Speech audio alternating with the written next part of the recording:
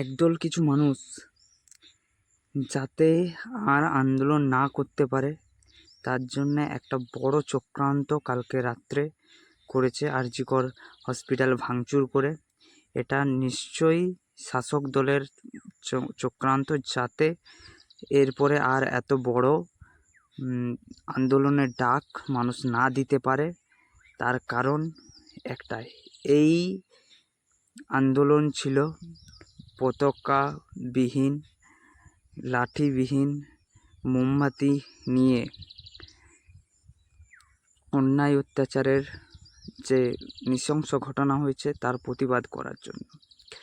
কিন্তু দেখা গেল কালকে কিছু শাসক মদস্পুষ্ট লোক যারা ঢুকে ওখানের আন্দোলনকারী তাদের উপরে হামলা চালালো এবং জরুরি বিভাগে ভাঙচুর করেছে। এটা পুরোটাই একটা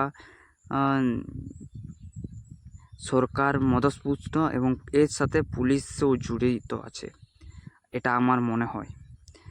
আমাদের দাবিটাকে ঘুরিয়ে দেওয়ার জন্য এই চক্রান্ত। আমাদের দাবি কিন্তু অনড় থাকতে হবে এবং আন্দোলন করে যেতে হবে যতক্ষণ না বিচার পাচ্ছে।